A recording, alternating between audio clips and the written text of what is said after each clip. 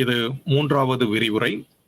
அரசியல் கோட்பாடு ஒரு அறிமுகம் என்கின்ற அந்த பாட வரையறையின் மூன்றாவதான ஒரு விரிவுரையாக இதில் அரசியல் கருத்தாக்கங்கள் அப்படின்ற தலைப்புல நம்ம தொடர்ச்சியா பார்த்துக்கிட்டு இருக்கிறோம். சென்ற விரிவுரையில அரசியலில் இருக்கக்கூடிய ஆதாரமான அடிப்படை கருத்தாக்கங்கள் அப்படின்னு சொல்லி நம்ம ஒரு 4 மிக முக்கிய கருத்தாக்கங்களை பற்றி பேசணும். உங்களுக்கு சுதந்திரம், சமத்துவம், நீதி, உரிமை அப்படின்னு சொல்லக்கூடிய இந்த 4 அரசியல் கருத்தாக்கங்கள் எப்படி அரசியல் அறிவியல் என்கின்ற கல்விப்புறத்தின் ஒரு ஆதார கருத்தியலாக இருக்கிறது, இயங்குகிறது அப்படின்னக்கூடியான விஷயங்கள் எல்லாத்தையும் பார்த்தோம். இந்த அரசியல் கருத்தாக்கம் அப்படின்னக்கூடியான அந்த யூனிட்டுடைய தொடர்ச்சியாக நாம் இன்றைக்கும் சில முக்கியமான கருத்தாக்கங்களை நம்ம பார்க்கிறோம். இந்த கருத்தாக்கங்கள் எல்லாமே இது ஆங்கிலத்தில் சொல்லணும்னா செகண்டரி ஸ்டேஜ். நம்ம பார்த்த முதல் 4 கருத்தாக்கங்கள் மிக அடிப்படையான கருத்தாக்கங்கள். அந்த கருத்தாக்கங்களை ஒட்டி இயைந்து உருவாகக்கூடிய இரண்டாம் நிலையான கருத்தாக்கங்கள் அப்படி பத்தி நம்ம இன்னைக்கு பார்க்க போறோம். அந்த மாதிரியான கருத்தாக்கங்கள்ல மிக முக்கியமான ஒரு கருத்தாக்கம் மக்களாட்சி இல்ல ஜனநாயகம் அப்படின்னு சொல்லக்கூடிய ஆங்கிலத்துல டெமோக்ரஸி அப்படின்னு நம்ம சொல்லக்கூடிய ஒரு கருத்தாக்கம். இந்த கருத்து அப்படின்றத நீங்க அன்றாட நடைமுறையிலையும் அன்றாட புலங்கு விலையிலையும் கூட நம்ம இந்த வார்த்தையை நம்ம பயன்படுத்திக்கிட்டு இருக்கிறோம். இன்னைக்கு ஜனநாயகம் அப்படின்னா கூடியானது ஒரு ஒரு வெகுஜன தளத்துல ஒரு புலங்கக்கூடிய ஒரு சொல்லாக இருக்கிறது. மக்களாட்சினா என்ன அப்படின்னு பாக்குறப்ப மிக ஃபேமஸா உங்களுக்கு ஆப்ரஹாம் லிங்கன் சொல்லக்கூடியது for the people by the people அப்படின்னு சொல்றோம் இல்லையா? இந்த மாதிரி மக்களுக்கான ஆட்சி, மக்களால் மக்களுக்கான ஆட்சி, மக்களால் தேர்ந்தெடுக்கப்பட்ட அப்படின்ற மாதிரியான விஷயங்களை எளிமைப்படுத்தி சொல்லக்கூடியான விஷயங்கள். ஆனா அரசியல் அறிவியல் பயிலக்கூடிய நமக்கு ஒரு விஷயத்தை அதனுடைய அடிப்படை மூலாதார கூறுகளை நம்ம படிச்சுக்கிட்டு இருக்கிறோம். அந்த வகையில ஒரு சாதாரண அரசியல் அறிவியல் புலங்களை படிக்காதவர்கள் மக்களாட்சி அப்படின்றத விளக்கி கொள்வதற்கும், ஒரு அரசியல் அறிவியல் பயிலக்கூடிய மாணவர்களாக நாம் அந்த கருத்தாக்கத்தை புரிந்து கொள்வதற்கும் விளங்கு கொள்வதற்கும் ஒரு பாரியமான ஒரு மிகப்பெரிய வேறுபாடுகள் இருக்கு. இது வெறுமனே மக்களுக்காக மக்களால் அப்படின்றத ஒரு விஷயம் மட்டும் இல்லை. மக்களாட்சி அப்படின்னா கூடியான அந்த கருத்தாக்கம் ஒரு மாநில வரலாற்றில் ஒரு உயிர்த்து எழுது, அது ஒரு பரிணாம வளர்ச்சி கண்டு ஒரு விதமான ஒரு வீரியமான ஒரு வரலாறுகள் அதுக்கு இருக்கு. மக்களாட்சி அப்படின்னுடைய மிக முக்கியமான அடிப்படையான ஒரு மூலக்கூறு என்ன அப்படின்னு சொன்னீங்கன்னா, இறையாண்மை அப்படின்னு சொல்லக்கூடிய அல்லது அதிகாரம் அது மக்களிடம் இருக்குது அப்படின்ன கூடியான மிக மிக முக்கியமான அந்த ஒரு விளக்கம். மக்களாட்சி அப்படின்னு சொன்னாலே அதிகாரம் அப்படின்ன கூடியான ஒரு விஷயம், அது எல்லா விதமான அதிகாரத்தினுடைய பல விதமான போக்கு, அதான் இறையாண்மை அப்படின்னு சொல்றோம். நம்ம போன லெக்சர்ஸ் எல்லாத்தையும் பார்த்தோம். லெஜிட்டிமசி உங்களுக்கு அதிகாரப்பூர்வமான அதிகாரம் அப்படின்றது, அதிகாரம் எல்லாத்துக்கிட்டே இருக்கும். உங்களுக்கான உடல் வலிமை இருக்கக்கூடியவங்கிட்ட கூட தான் ஒரு விதமான பலவான் கிட்ட இருக்கக்கூடிய அதிகாரம் பண்ணி அவன் எதையும் வேணாலும் சாதிச்சுக்கலாம். அது அல்ல இங்க மக்களாட்சியில் இருக்கக்கூடிய அதிகாரம் அப்படின்றது அந்த மாதிரியான ஒரு பலவான்கிட்ட இருக்கக்கூடிய அதிகாரம் அது இல்லை. அந்த அதிகாரம் அங்கீகரிக்கப்பட்ட அதிகாரம் அப்படின்றதான் அங்க அதனாலதான் அதை இறையாண்மை அப்படின்னு சொல்றோம்.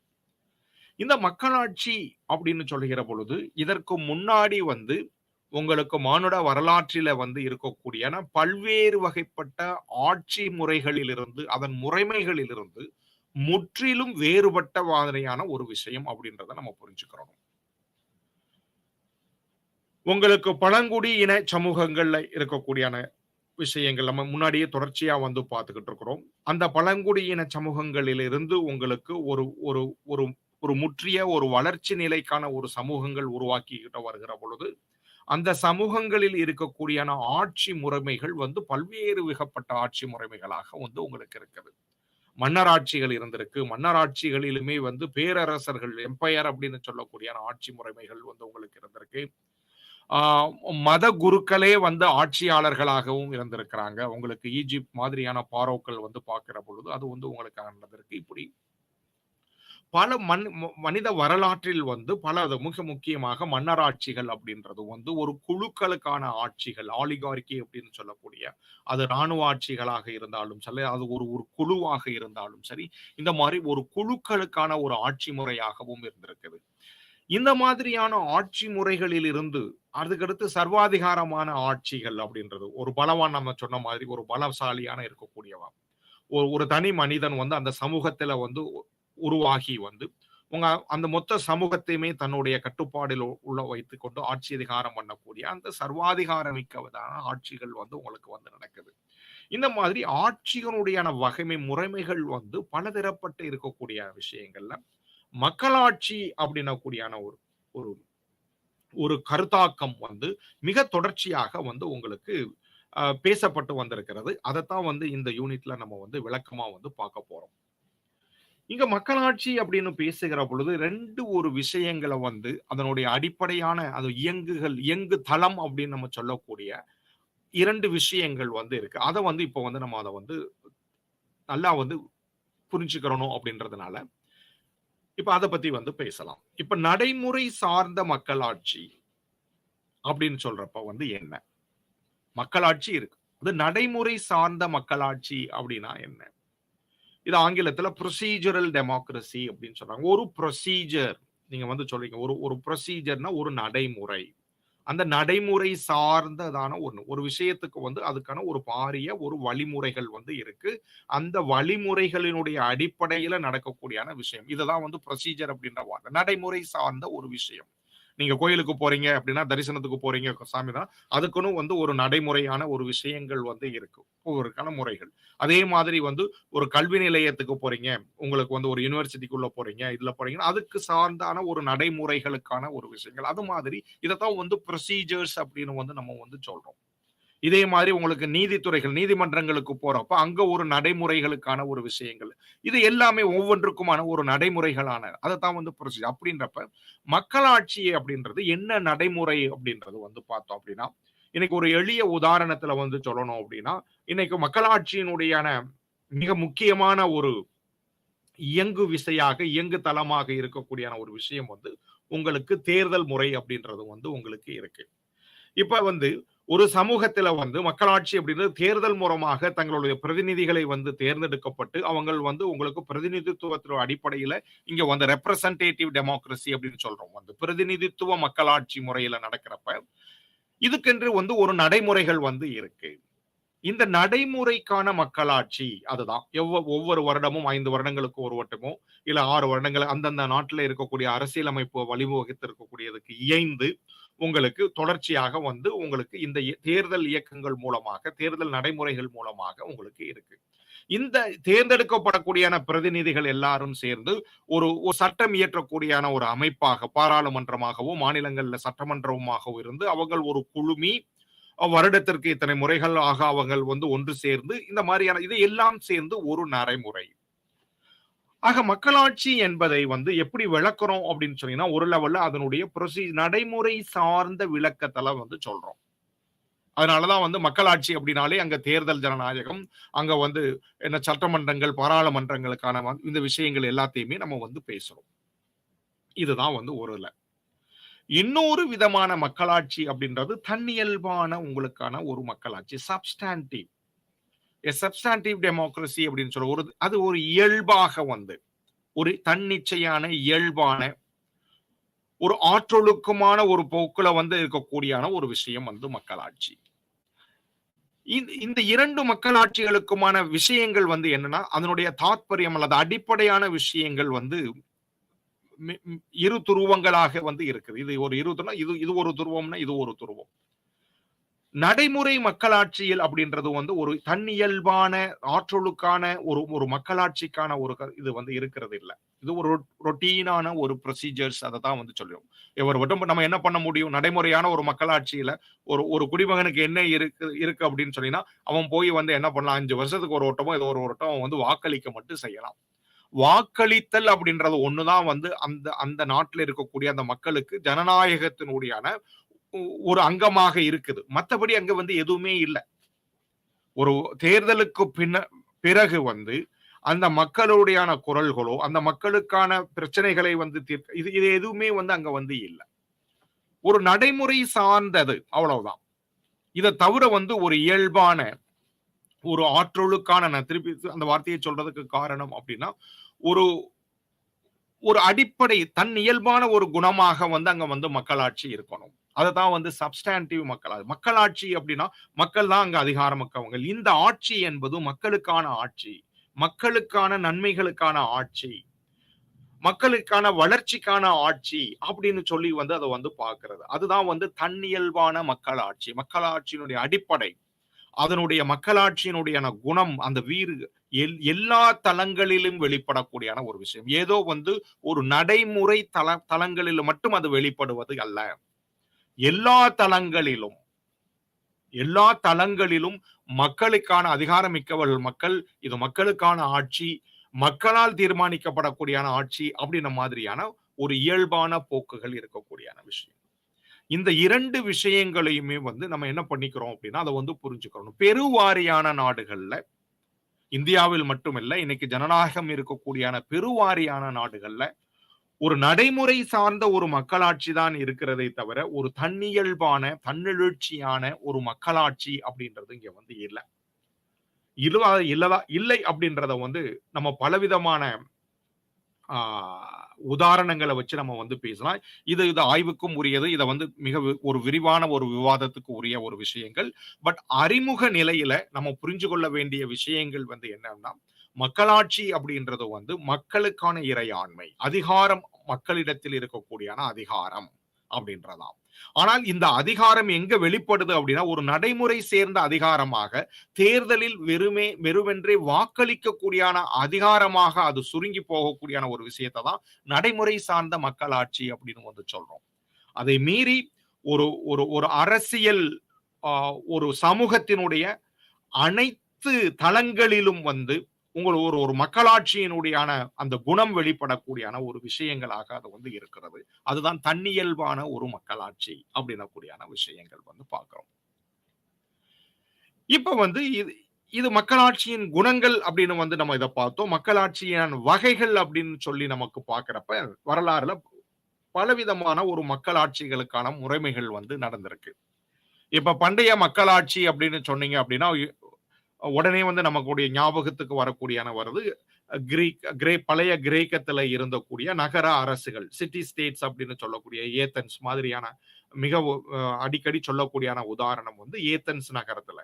நீங்க சாக்ரட்டிஸ் பத்தியான கதைகள்லாம் நீங்க கேட்கிறப்ப அதெல்லாம் வந்து நீங்க படிச்சிருப்பீங்க. பெரிக்லிஸ் மாதிரியான உங்கள் ஆட்சியாளர்கள், ஏத்தன்ஸுடைய ஆட்சியாளர்களை பத்தி நம்ம வந்து படிச்சிருக்கிறோம். இங்க என்ன அப்படின்னா, இங்க பண்டைய மக்களாட்சியில் அதாவது ஒரு குறிப்பிட்ட நகர அரசுகள்ல வந்து என்ன அப்படின்னு சொன்னீங்கன்னா, அங்களுடைய மக்கள் தொகையே வந்து மிக குறுகிய அளவான ஒரு மக்கள் தொகை. மிஞ்சி போனா உங்களுக்கு ஒரு 1000 அல்லது 2000 பேர் தான் உங்களுக்கு இருக்கக்கூடியான ஒரு ஒரு குறிப்பிட்ட ஒரு நில எல்லைக்குள்ள இருக்கக்கூடியான அந்த மக்கள். அந்த மக்கள் தங்களுக்குள்ள ஒன்று கூடி ஒரு நேரத்துல ஒரு சேர ஒன்று கூடி தங்களுக்குள்ள விவாதித்து தங்களுக்கான எடுக்கக்கூடியான அந்த அந்த முடிவுகள் அப்படின்றது வந்து அங்க வந்து சாத்தியமாக இருந்தது. அதனாலதான் வந்து பண்டைய மக்களாட்சி, இந்த கிளாசிக்கல் டெமோக்ரசி அப்படின்னு சொல்றப்பெல்லாம் வந்து அங்க டைரக்ட் டெமோக்ரசி, நேரடியான மக்களாட்சி. அங்க மக்கள் எல்லாம் ஒரு தேர்தல் பண்ணி தங்களுக்குள்ள வந்து ஒரு ஒரு ஒரு பிரதிநிதித்துவ ஒரு தேர்ந்தெடுக்க வேண்டிய கட்டாயங்கள்லாம் அங்க இல்ல. நேரடியான மக்களாட்சி அது. மக்களை அங்க வந்து இப்ப நம்ம பார்க்கிறோம் அப்படின்னா எப்படி இந்த நம்மளுடைய இன்னைக்கு இருக்கக்கூடிய நடைமுறையில வந்து உங்களுக்கு நேரடியான மக்களாட்சிக்கான ஒரு உதாரணத்தை வந்து நம்ம சொல்ல முடியும் அப்படின்னு சொன்னீங்கன்னா, நம்மளுடைய கிராம பஞ்சாயத்து சபைகள்ல வந்து சொல்லலாம். இன்னைக்கு வருடத்துக்கு 2 முறையாவது அந்த கிராம பஞ்சாயத்துல இருக்கக்கூடிய அனைத்து மக்களும் வந்து எல்லாம் ஒன்றிணைந்து அந்த கிராமத்துல இருக்கக்கூடிய பிரச்சனைகளை பத்தி பேசுறது அப்படின்றது இருக்கு இல்லையா? இதே மாதிரிதான் அன்றைக்கு வந்து ஒரு சிட்டி ஸ்டேட் அப்படின்றது. ஒரு சின்ன நிலவெல்லைக்குள் இருக்கக்கூடிய ஒரு அரசில் அந்த மக்கள் அவங்களே வந்து எல்லா எல்லா விதயங்களிலும் நீங்க நல்லாவே பண்ணலாம். சாக்ரட்டீஸ் உடைய கதை வந்து என்ன சொல்லுது? அந்த நகரத்துல இருக்கக்கூடிய பெருவாரியான மக்கள் அவருக்கு விஷத்த குடுத்து கொல்லணும் அப்படின்ற முடிவுக்கு வந்துட்டாங்க. அதுதான் அவங்க முடிவு பண்ணி அங்க வந்து சொல்வதனால, அந்த அந்த நீதிக்கு கட்டுப்பட்டு அவர் வந்து பண்றார். இதுதான். ஆக இங்க மக்களாட்சி அப்படின்னு சொல்லுகிற பொழுது, பண்டைய மக்களாட்சியில் நேரடியான இங்க மக்களாட்சி. மக்கள் அனைவரும் அங்கு வந்து பங்கேற்று ஒரு விஷயம் அல்லது ஒரு ஒரு ஒரு தீர்மானங்கள் குறித்து எல்லா மக்களும் வந்து அங்க வந்து பங்கேற்று முடிவெடுக்கிறாங்க அப்படின்றதான் வந்து பண்டைய மக்களாட்சியினுடைய வகைகள். அடுத்து வந்து மேட்டுக்குடி எலிட் டெமோக்ரசி அப்படின்னு சொல்றது. நீங்க பெரேட்டோ மாதிரியான உங்களுக்கு அ அரசியல் அறிவியலாளர்கள் வந்து மிக பேசுறது. அ ஒரு மக்களாட்சியில் இருக்கலாம். ஆனா மக்களாட்சியில் வந்து சில குழுக்கள் மட்டும் தான். அதுவும் மேட்டுக்குடி மக்கள் மட்டும் தான் வந்து அவங்க கையில தான் அதிகாரம் வந்து இருக்கும். என்னதான் வந்து அத நம்ம மக்களாட்சி அப்படின்னு சொன்னாலும், அங்கு வந்து மக்களாட்சி என்பது வந்து உங்களுக்கு மேல்தட்டு மேல்தட்டு மக்களுடையான மக்களாட்சியா தான் வந்து இருக்குது. அப்படின்ற கூடியான ஒரு பார்வைய வந்து உங்களுக்கு பிரேட்டோ மாதிரியான ஆள்கள் வந்து வைக்கிறாங்க. இது வரலாறுகள்ல வந்து உங்களுக்கு சமீபத்து காலங்கள் வரைக்கும் கூட உங்களுக்கு அது நடைமுறையில தான் வந்து உங்களுக்கு இருந்திருக்கு. நீங்க நான் போன விரிவுரையிலே உங்கள்ட்ட சொன்ன மாதிரி, சொத்து வரி கட்டக்கூடியவங்களுக்கு தான் வாக்களிக்கக்கூடிய உரிமை, தேர்தலில் நிக்கக்கூடியான உரிமைகளும் அவங்களுக்கு தான் இருந்தது. ஆ பெண்களுக்கு உரிமை இல்லாமல் இருந்தது. இப்படி எல்லா இதுலயும் வந்து நீங்க வந்து சொல்லலாம். ஈவன் நீங்க பண்டைய மக்களாட்சியிலே நம்ம பேசுகிற பொழுது, ஏதென்ஸ் மாதிரியான உங்களுக்கு நகர அரசுகளிலும் கூட உங்களுக்கு அடிமைகளாக இருந்தக்கூடியவங்களுக்கு வந்து ஆட்சியில் பங்கு அப்படின்றது வந்து இல்ல. த ஸ்லேவ்ஸ் அப்படின்னு சொல்லக்கூடிய அவங்களுக்கு ஆட்சியில் வந்து பங்குகள் வந்து இல்ல. அவங்க வந்து வெறுமனே ஒரு உற்பத்தியை செய்யக்கூடிய ஒரு எந்திரங்களாகத்தான் அவங்கள வந்து மதிக்கப்பட்டார்களே தவிர, அவங்களுக்கு ஆட்சியில் பங்கு அல்லது ஆட்சிக்கான அதிகாரத்தில் பங்கு அப்படின்னக்கூடியனத வந்து நம்ம டைரக்ட் டெமோக்ரசி நேரடியான மக்களாட்சி அப்படின்னு விதந்தோதக்கூடிய உங்களுக்கு பண்டைய மக்களாட்சியில் கூட அது வந்து இல்லை. ஆக ஒரு வகையில் பார்க்கிற அதனால தான் பெரேட்டோ வந்து ஆர்கியூ பண்ணக்கூடிய விஷயம் வந்து என்ன அப்படின்னா, ஒரு வழியில் மக்களாட்சி என்பது ஒரு மேட்டுக்கூடியான ஒரு மக்களாட்சி தான்.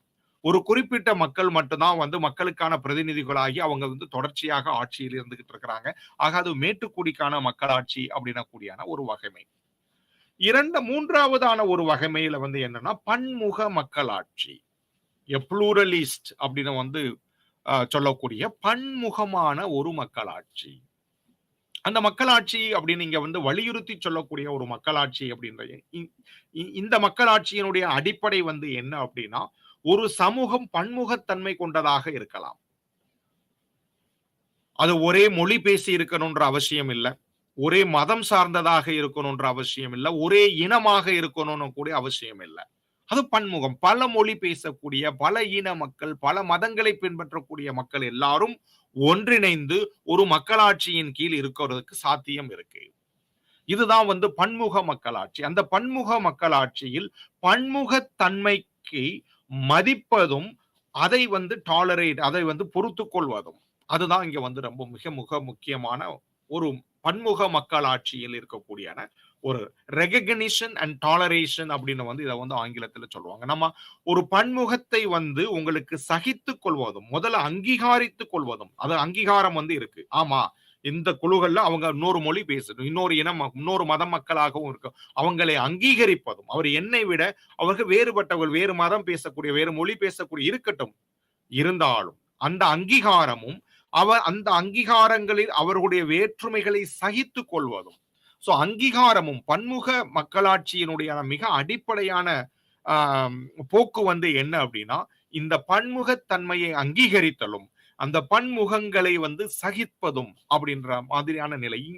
இந்த ரெண்டு தான் வந்து அங்க மிக முக்கியம். வெறுமனே வந்து ஒரு நடைமுறை மக்களாட்சியில் மாதிரி 5 ஆண்டுகளுக்கு ஒரு மட்டும் ஒரு தேர்தலில் நின்று ஜெயிக்கக்கூடிய அந்த நடைமுறைகள் இல்லைங்க. அடிப்படை வந்து அங்கீகரித்தலும் சகித்தலும் அப்படின்னக்கூடியான விஷயமாக இங்க இருக்கிறது.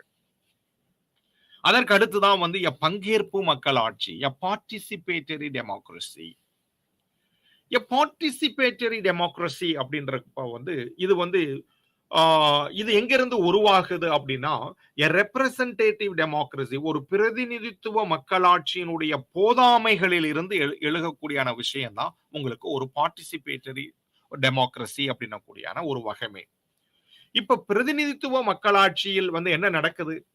நம்ம வந்து 5 ஆண்டுகளுக்கு ஒரு முறை வந்து நம்ம தேர்தலில் வந்து வாக்களித்து நம்மளுடைய பிரதிநிதிகளை வந்து தேர்ந்தெடுத்து அவங்களை அனுப்பி அவங்க சட்டங்களை இயற்றி நம்மளுடைய வந்து ஆட்சிகள் வந்து நடந்து கொண்டு இருக்கிறது. இதத்தான் பிரதிநிதித்துவ மக்கள் ஆட்சி அப்படின்னு வந்து நம்ம வந்து சொல்றோம். ஆனா இந்த மக்களை வந்து இந்த பிரதிநிதிகள் வந்து பிரதிநிதித்துவப்படுத்துகிறார்களா அப்படின்ன கேள்வி எழுகிற பொழுது உங்களுக்கு மிகப்பெரிய ஒரு சிக்கல் வந்து உருவாகுது. மக்களுடைய பிரதிநிதிகள் மக்களை பிரதிநிதித்துவப்படுத்தணும்ல. அதுதானே அதனுடைய அடிப்படை நோக்கமே. பிரதிநிதித்துவ மக்களாட்சியினுடைய அடிப்படையான நோக்கமே வந்து என்ன அப்படின்னா வந்து பிரதிநிதிகள் அனைவரும் வந்து மக்களை பிரதிநிதித்துவப்படுத்தணும். அதுதான் அதனுடைய அடிப்படை. ஆனா இந்த பிரதிநிதிகள் மக்களை பிரதிநிதித்துவப்படுத்துகிறார்களா? மக்களுடைய நலன்களை பிரதிநிதித்துவப்படுத்துகிறார்களா? இல்லது தங்களுடைய நலன்களையா? இல்லாட்டி ஒரு சில குழுக்களுடைய நலன்களை மட்டும் பிரதிநிதித்துவப்படுத்துகிறார்களா? அப்படின்றதான் இங்க வந்து இருக்கக்கூடிய கேள்வி. ஆக வந்து பிரதிநிதித்துவ மக்களாட்சியில் இந்த இந்த சிக்கல் வந்து உங்களுக்கு இருக்கு. பிரதிநிதித்துவப்படுத்துறது நல்லதுதான். ஒரு மிகப்பெரிய மக்கள் தொகை மிக அதிகமாக இருக்கக்கூடிய ஒரு சமூகத்தில் அதுவும் பன்முக மக்களாக பன்முகத்தன்மையோடு கூடிய ஒரு மக்கள் குழுக்கள் இருக்கக்கூடிய ஒரு நிலப்பரப்பில் உங்களுக்கு பிரதிநிதித்துவ மக்களாட்சி என்பது இயல்பான ஒன்று, இயல்பான ஒன்றுதான். எல்லா மக்களும் ஒரு இடத்துல ஒரே நேரத்துல கூடி வந்து நம்ம ஒரு தீர்மானங்களை பண்டைய மக்களாட்சி, அது ஒரு சின்ன சிட்டி ஸ்டேட் வந்து ஒரு நகராட்சி அதுல பண்ணிக்கலாம். ஒரு சின்ன கிராம சபையில வேணா நம்ம இன்னைக்கு பண்ணிக்கலாமே தவிர, இன்னைக்கு இந்தியா முழுக்கவோ அது குறிப்பாக தமிழ்நாடு முழுக்கவோ எல்லா மக்களும் ஒன்று சேர்ந்து உங்களுக்கு அதுல முடிவு எடுக்கிறதுக்கான சாத்தியங்கள் இல்லை. ஆக பிரதிநிதித்துவ மக்களாட்சி தான் வந்து நடைமுறைக்கான சாத்தியமாக இருக்கக்கூடிய விஷயம். That's right. ஆனா அதே நேரத்துல இதுல எழக்கூடிய சிக்கல் வந்து என்ன அப்படின்னா, இந்த பிரதிநிதிகள் மக்களை பிரதிநிதித்துவப்படுத்துகிறார்களா? இல்லது வேறு ஏதோவான சிலருடைய நலன்களை மட்டும் அல்லது தங்களுடைய நலன்களை மட்டும் பிரதிநிதித்துவம் பண்ணி தாங்களே பணக்காரனாகி தாங்களே செல்வங்க இந்த மாதிரி நடக்கிறதா அப்படின்றதா இங்க வந்து இருக்கக்கூடிய கேள்வி. இதன் பின்புலத்தில் தான் பங்கேற்பு மக்களாட்சி அப்படின்ன கூடியான ஒரு விஷயங்கள் வந்து பேசப்படுது. Participatory democracy. பார்ட்டிசிபேட்டரி டெமோக்ரசி அப்படின்றப்ப வந்து நீங்க வந்து இன்னைக்கு வந்து பிரதிநிதிகளை தேர்ந்தெடுத்து அனுப்பிட்டீங்க. அவங்க இன்னைக்கு சட்டமன்றத்துல உட்கார்ந்து அடுத்த 5 வருஷத்துக்கு அவங்க நினைச்சதையெல்லாம் சட்டமா போட்டு அவங்க நினைச்சதையெல்லாம் வந்து செஞ்சுக்கிறதுக்கு இல்ல. மக்களையும் வந்து அந்த அரசாட்சியில் பங்கேற்புக்கான வழி கொடுக்கணும்.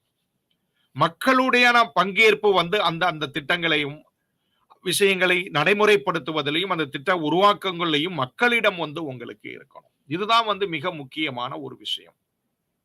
இன்னைக்கு பஞ்சாயத்து ராஜ் அப்படின்ன கூடியான அமைப்புகள் வந்து நமக்கு இன்னைக்கு 3 விதமான இதுல மத்திய அரசு, மாநில அரசுகள் தவிர இன்றைக்கு வந்து உங்களுக்கு பஞ்சாயத்து ராஜ் வந்து உங்களுக்கான அரசு அமைப்பு முறையை ஒன்று நம்ம வந்து உருவாக்கி இருக்கிறோம். 73, 74வது அரசியல் அமைப்பு திருத்தத்தின் மூலமாக உங்களுக்கு 1990கள்ல இருந்து உங்களுக்கு இந்த ஒரு அமைப்பு முறையை வந்து நம்ம வந்து உருவாக்கி இருக்கிறதுக்கான மிக அடிப்படை காரணம் வந்து என்னன்னா, இந்த பங்கேற்பு மக்களாட்சி, பார்ட்டிசிபேட்டரி டெமோக்ரசி. என்ன சொல்றது வந்து ஒரு நிலையில வந்து மத்திய அரசிலும் கூட மாநில அரசிலும் கூட ஒரு பங்கேற்பு, ஒரு பிரதிநிதித்துவ மக்களாட்சி இருந்திருக்கட்டும். பங்கேற்பு இல்லைன்னா குறைந்த வகையில் இந்த பஞ்சாயத்து ராஜ் இன்ஸ்டிடியூஷன் அந்த நிறுவனங்களில் மட்டுமாவது மக்களுடைய பங்கேற்பு வந்து மக்களாட்சி இருக்கணும் அப்படின்றதுக்காகத்தான் அதிக லெவல். அதனாலதான் வந்து பிளானிங் பண்றது கூட வில்லேஜுக்குன்னு ஒரு பிளான் பண்ணுங்க, ஒரு திட்டம் தீர்ப்புங்க. எந்த ஒரு திட்ட உருவாக்கமும் அடிநிலையில் இருந்து மேல்நிலை நோக்கி செல்லக்கூடிய விஷயங்கள். பிரதிநிதித்துவ மக்களாட்சியில் மேல ஒரு முடிவெடுக்கப்பட்டு கீழே வந்து உங்களுக்கு கீழே அப்படியே வந்து கீழே நகர்த்தப்பட்டு கீழே வருது.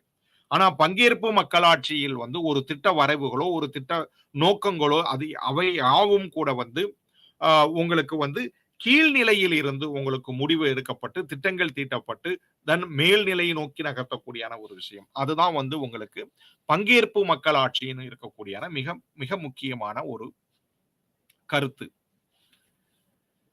செயலூக்க மக்களாட்சி அப்படின்னு சொல்லக்கூடிய விஷயங்கள் பங்கேற்பு மக்களாட்சியினுடைய அடுத்த கட்டமாக வந்து டெலிபரேட்டிவ் டெமோக்ரசி அப்படின்னக்கூடிய ஒரு விஷயம். சரி, வந்து மக்கள் எல்லாம் வந்து பங்கேற்கணும் அப்படின்னு வந்து சொல்றோம். ஆனா மக்கள் வந்து வாலண்டியரா விருப்பத்தோட வந்து அந்த நடைமுறையில வந்து அது வந்து பங்கேற்கணும்ல. இன்னைக்கு மக்கள் வந்து விருப்பத்தோடு வந்து தேர்தலுக்கு போய் ஓட்டு போடுறதேன்றது இன்னைக்கு வந்து ஒரு பெரிய சிரமமாக இருக்கிறது. இன்னைக்கு எவ்வளவு சதவீத நமக்கு வாக்களிக்கக்கூடிய மக்களுடைய எண்ணிக்கை பாத்தீங்க அப்படின்னா ஒவ்வொரு எலெக்ஷன்லயும் வந்து மாறிக்கிட்டு இருக்கு. இன்னைக்கு இந்தியாவுடைய ஸ்டடி வந்து பாக்குறப்ப 60% அதுக்கு மேல இருக்கக்கூடிய 30-35% மக்கள் வந்து வாக்களிக்கிறதே வந்து இல்ல. ஆக இந்த மாதிரியாக வந்து ஒரு விட்டேத்தியான ஒரு நிலை வந்து பங்கேற்கணும் வந்துட்டு.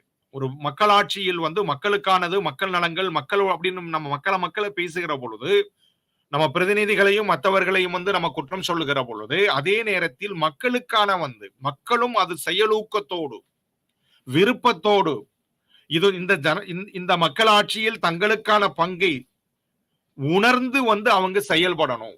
இதுதான் வந்து உங்களுக்கான செயலூக்க மக்களாட்சி.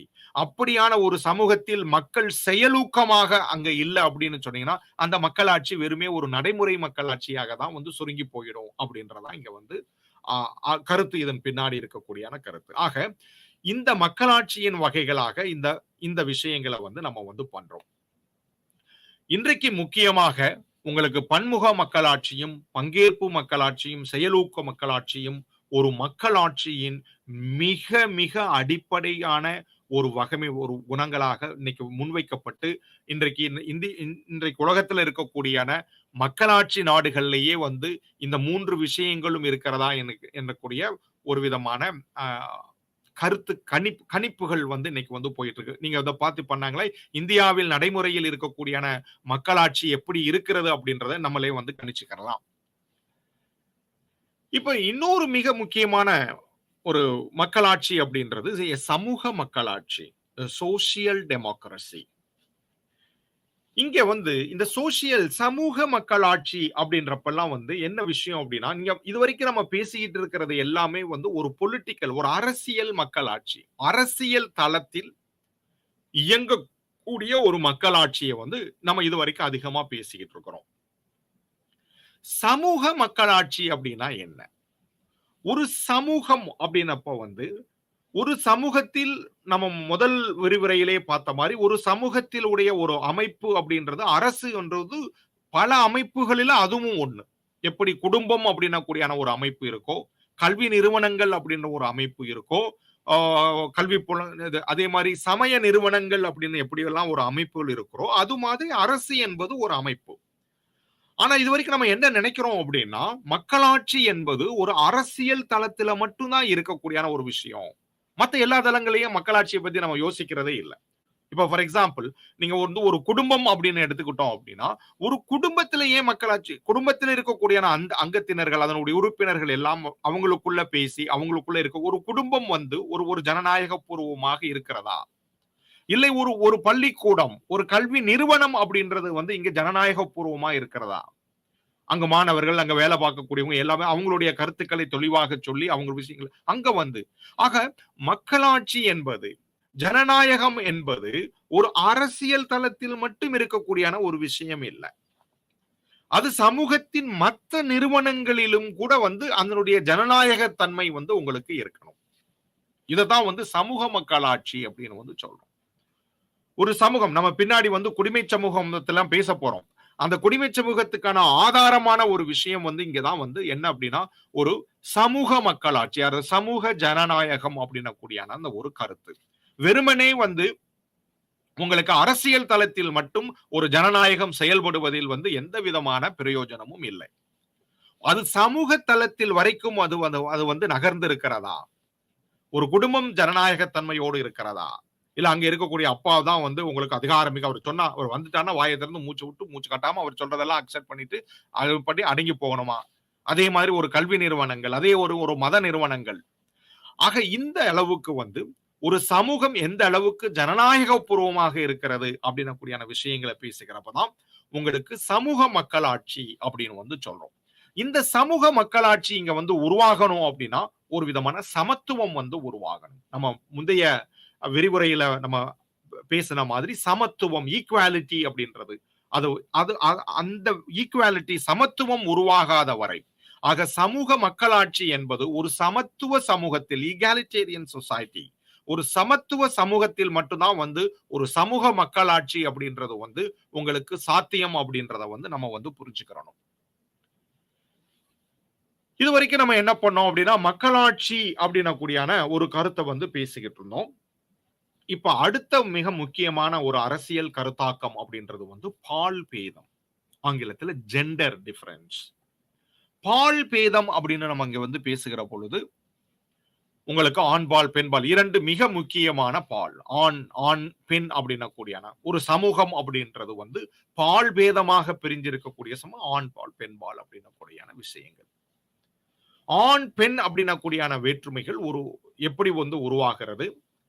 இந்த இந்த ஒரு சமூகத்தில் இந்த பால் பேத உருவாக்கத்தின் மூலமாக யார் அதிகாரம் மிக்கவர்களாக இருக்கிறாங்க? இப்படின்ற விஷயங்கள் எல்லாம் வந்து பார்க்கிறோம். நீங்க வரலாறில் வந்து உங்களுக்கு குறிப்பாக மானுடவியல் அறிஞர்கள் உங்களுக்கு வந்து வரலாற்றுல சொல்றது வந்து என்ன அப்படின்னா, சமூகம் வந்து ஒவ்வொரு சமூகமும் வந்து தாய் வழி சமூகமாகவோ அல்லது தந்தை வழி சமூகமாகவோ பேட்ரியார்கியல் மேட்ரியார்கிக்கல் அப்படின்னு சொல்லக்கூடிய ஒரு சமூகமாக உங்களுக்கு வருது. தாய் வழி சமூகம் அப்படின்னு சொல்லுகிற பொழுது அதனுடைய சொத்துக்களும் அதிகாரங்களும் மற்றது எல்லாமே தாய் வழியாக வந்துதான், பெண் வழியாக உங்களுக்கு வரக்கூடியது. இப்ப நம்ம பார்த்தோம்னா தந்தை வழி சமூகம் அப்படின்னா வந்து உங்களுக்கு அதிகாரம் அப்படின்றது தந்தை வழியாக வரக்கூடிய விஷயம். இன்னைக்கு வந்து நம்மளுடைய சமூகம் பல்வகை சமூகங்கள் இன்னைக்கு எல்லாமே வந்து ஒரு தந்தை வழி சமூகமாகத்தான் வந்து நம்ம இருக்கிறோம். நம்மளுடைய சொத்துக்கள் சமீப காலங்கள் வரைக்கும் வந்து குடும்பத்துல சொத்துக்கான உரிமைகள் வந்து அங்க ஆண்களுக்கு தான் இருந்தது, பெண்களுக்கு சொத்துரிமை இல்லாம இருந்தது. அதே மாதிரி பெண்களை படிக்க கல்விக்கான உரிமைகள் இல்லாம இருந்தது. தந்தைக்கு பின் தனையன் அப்படின்னா கூடியானது அந்த இதுதான் எல்லாமே வந்து உங்களுக்கான ஒரு தந்தை வழி சமூகமாக இருக்கிறது. இந்த தந்தை வழி சமூகம் அப்படின்றது அதனுடைய அந்த குணம் அப்படின்றது வந்து அந்த சமூகத்தில் இருக்கக்கூடிய மற்ற நிறுவனங்களுடைய தன்மைகளையும் வந்து பாதிக்குது. நான் இப்பதான் எனக்கு வந்து சொன்னேன். தந்தை வழி சமூகத்துல ஒரு குடும்பம் அப்படின்னு எடுத்துக்கிட்டீங்கன்னா அந்த குடும்பத்தினுடைய தலைவராக ஆண் இருக்கக்கூடிய இருக்கான். அந்த குடும்பத்தில் ஆண் எடுக்கக்கூடிய முடிவுகள் அப்படின்றதான் வந்து நிச்சயமான ஒரு முடிவு. பெண்களுக்கான சொல்லப்பட்டிருக்கிற விஷயங்கள் வந்து நம்மளுடைய பழைய தர்ம சாஸ்திரங்கள்ல அடிக்கடி வந்து உங்களுக்கு சொல்லக்கூடிய விஷயங்கள். பெண் பிறந்தவுடனே அப்பாவை வந்து சார்ந்து இருக்கணும், பிறகு வந்து கணவனை வந்து சார்ந்து இருக்கணும், மூன்றாவதாக வந்து மகனை சார்ந்து இருக்கணும். ஆக எப்பொழுதுமே பெண் என்பவள் வந்து ஒரு விதமான ஆண், அது தந்தையோ கணவனோ அல்லது மகனாக யாரோ ஒருத்தரை சார்ந்துதான் அவங்களுடைய வாழ்க்கையை வாழ்ந்தணும் அப்படின்னக்கூடியான அந்த விதமான ஒரு சாஸ்திரங்கள் எல்லாமே உங்களுக்கு வழிவகுக்கப்பட்டு வரக்கூடியது. இது எல்லாமே ஒரு தந்தை வழி சமூகங்கள்ல உருவாகக்கூடிய ஒரு விஷயம். இதேதான் கல்வி நிறுவனங்களில் பல பெண்களுக்கான கல்விகள் மறுக்கப்பட்டிருக்கிறது. இதேதான் வந்து சமய நிறுவனங்கள் இல்ல. இன்னைக்கு சமய நிறுவனங்கள்ல பெண்கள் கோயிலுக்கோ இல்ல பெண்கள் தங்களுக்கான பூஜைகள் செய்வதோ இது எதையுமே வந்து பெண்களுக்காக மறுக்கப்பட்டு வந்து கொண்டிருக்கக்கூடிய விஷயங்கள். ஆக இந்த பால் பேதங்கள் வந்து எப்படி உருவாகிறது? அது தந்தை வழி சமூகத்தினுடைய அனைத்து நிலைகளிலும் அனைத்து இயங்கு முறைகளிலும் எவ்வளவு தாக்கம் செலுத்துகிறது அப்படின்னக்கூடிய இந்த பின்புலத்துலதான் உங்களுக்கு பால் பேத அரசியல் பத்தியாக நம்ம பேசணும். நான் முன்னாடியே சொன்ன மாதிரி வந்து இந்த தந்தை வழி சமூகம் அப்படின்னக்கூடிய தந்தைமை அப்படின்னக்கூடிய அந்த கருத்தாக்கம் பேட்ரியார்கி அப்படின்றது வந்து எப்படி உங்களுக்கு வந்து சமூகத்தின் இதர அமைப்புகளை வந்து தாக்கம் செலுத்தி அதனுடைய அமைப்பினுடைய ஒரு ஆதார குணமாக இருந்ததோ அதே மாதிரிதான் அரசியலிலும் வந்து உங்களுக்கு இந்த பால் பேதம் வந்து ஒரு மிகப்பெரிய வந்து ஒரு தாக்கத்தை வந்து செலுத்திக்கிட்டு இருக்கிறது. அதனாலதான் நீங்க பாத்தீங்க அப்படின்னா வந்துட்டு பண்டைய அரசு மன்னராட்சி காலங்களிலும் கூட வந்து உங்களுக்கு டைனாசிட்டி அரசருடைய வம்சாவளிகள் அப்படின்னக்கூடிய விஷயங்கள் ஆண்கள் சார்ந்துதான் வருது. ராஜராஜ சோழனுக்கு பின்னாடி ராஜேந்திர சோழன் இப்படிதான் வந்து உங்களுக்கான நம்மளுடைய ஒரு உதாரணத்துக்கு சொல்றேன். இது இந்த மாதிரியான ஆண் வழியான ஒரு அதிகாரம் அப்படின்றதான் வந்து அரசியலிலும் வந்து மிக ஆரம்ப கட்டத்தில் இருந்து கூட மிக தொடர்ச்சியாக வந்துகிட்டு இருக்கக்கூடிய விஷயங்கள். ஈவன் சமூகம் வந்து ஒரு நவீனத்துவம் ஆகி அது இங்கிலாந்து மாதிரியான ஒரு சமூகம் வந்து நவீனத்துவமான காலகட்டங்களிலும் கூட நிறைய காலங்கள் வரைக்கும் உங்களுக்கு பெண்களுக்கான வாக்களிக்க இல்லாத வாக்குரிமை அப்படின்றது பெண்களுக்கு இல்லாம இருந்த நிலையை கூட நம்ம வந்து பார்த்துக்கிட்டு தான் இருக்கிறோம் வந்துட்டு. இன்றைக்கும் சில நாடுகளில வந்து உங்களுக்கு பெண்களுக்கு வந்து இன்னைக்கு வந்து தேர்தலில் போட்டியிடுவதற்கோ அவங்க இது எல்லாமே வந்து அவங்களுக்கு உரிமை இல்லாத நிலையுமே நம்ம வந்து பார்த்துக்கிட்டு தான் இருக்கிறோம் வந்துட்டு. ஆக அரசியல் அப்படின்னக்கூடியான அந்த நிறுவன அமைப்புகளை வந்து இந்த பால் பேதம் அப்படின்றது வந்து இன்றளவுக்கும் வந்து தொடர்ச்சியாக தாக்கம் செலுத்தி அதனை வந்து பாதிப்பு ஏற்படுத்தி கொண்டுதான் இருக்கிறது அப்படின்றதா. இதை போக்குவதற்கு தான் வந்து என்ன பண்றாங்க, ஒரு பெண்ணிய சிந்தனைகள் அப்படின்றது வந்து உருவாகுது. உலக லெவல்ல வந்து உங்களுக்கு 1920களுக்கு பின்னாடி ஒரு விதமான பெண்ணிய சிந்தனைகள் வந்து தோற்றம் கொள்ள ஆரம்பிக்கிறது. எவ்வளவுதான் ஒரு முற்போக்கான ஆ, ஒரு நவீன சமூகங்கள் வந்து உருவாகி கொண்டு வந்தாலும் கூட, அந்த முற்போக்கான நவீன சிந்தனைகள் எதுவுமே இந்த பால் பேத அரசியலை வந்து உங்களுக்கு குறைத்ததாவது இல்ல. அதனாலதான் பெண்ணிய சிந்தனைகள் அப்படின்னு வர்றப்போ முதலாக அவங்க வந்து இந்த அரசியல் குடும்ப தளத்திலிருந்தும் அரசியல் அவனுடைய சமூகத்தினுடைய அனைத்து தளங்களிலும் வந்து அவங்க என்ன பண்ண ஆரம்பிக்கிறாங்க அப்படின்னா அதை பத்தியான கேள்வி எழுப்ப ஆரம்பிக்கிறாங்க. ஏன் பெண்களுக்கு கல்வி இல்லாம கல்விக்கு பெண்களுக்கும் கல்வி வேணும், கல்விக்கு போகக்கூடியான விஷயங்கள், குடும்பங்கள்ல வந்து என்ன இருக்கு, திருமணம் சார்ந்த விதமான விஷயங்கள், இது எல்லாவற்றையும் அவங்க வந்து கேள்விகள் கேட்க ஆரம்பிக்கிறாங்க. அதனுடைய அடிப்படையில் தான் வந்து என்ன அப்படின்னா உங்களுக்கு பெண்களுக்கான வாக்குரிமை அப்படின்றது வந்து உங்களுக்கு உருவாகுது. அது வரைக்கும் வந்து பெண்களுக்கு மறுக்கப்பட்ட கூடியான வாக்குரிமைகள் வந்து உங்களுக்கு மேற்கத்திய நாடுகள்ல வந்து உங்களுக்கு பெண்களுக்காக வழங்கப்படக்கூடியான ஒரு விஷயமா வந்து பார்க்கிறீங்க. இததான் வந்து வேடிக்கையா வந்து சொல்லக்கூடியான ஒரு விஷயம் வந்து இன்றைக்கு உலகத்தினுடைய மக்களாட்சியின் ஒரு ஆகச்சிறந்த ஒரு உச்சம் அப்படின்னு சொல்லக்கூடிய போற்றப்படக்கூடிய அமெரிக்க ஐக்கிய நாடுகள்ல வந்து அந்த நாட்டினுடைய அரசியல் அரசியலமைப்பு சாசன சட்டங்களை வந்து உருவாக்கப்பட்ட கூடியான அவங்கள யாருமே பெண்கள் வந்து இல்ல.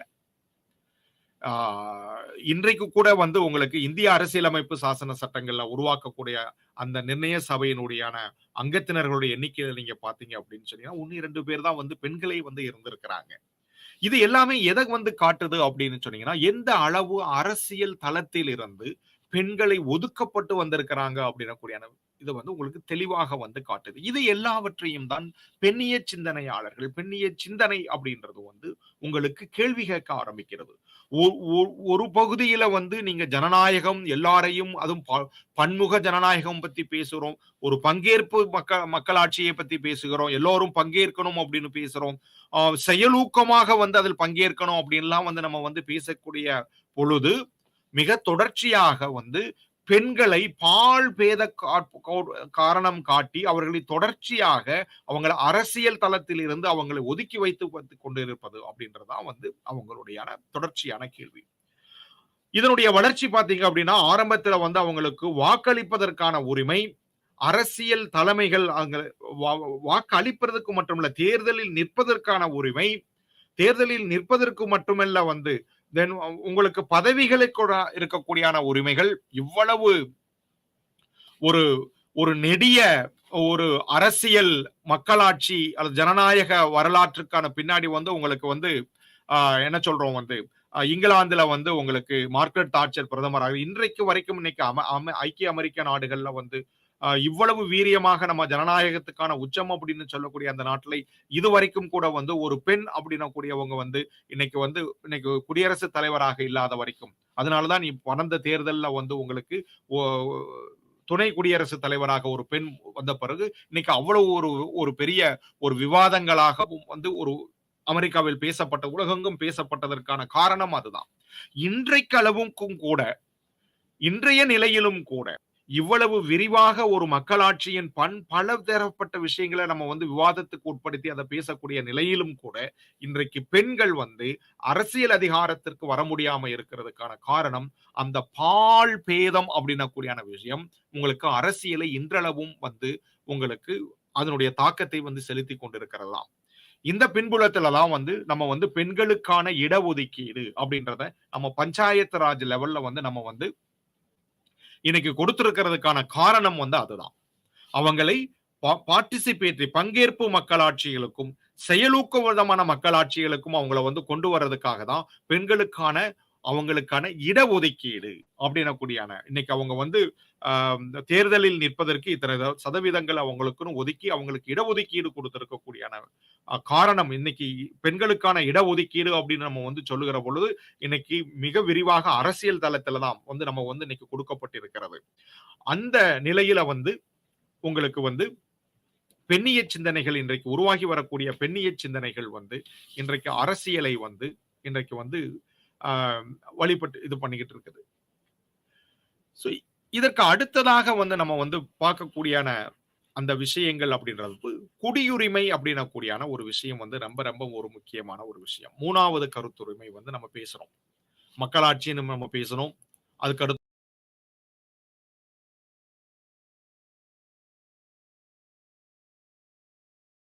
இருக்கக்கூடியான கருத்தாக்கம் வந்து குடியுரிமை அப்படின்னக்கூடியான கருத்தாக்கம். குடியுரிமைனா என்ன? அந்த கருத்தாக்கத்துல பேசுறப்ப இததான் ஆங்கிலத்துல சிட்டிசன்ஷிப் அப்படின்னு வந்து நம்ம வந்து சொல்றோம்.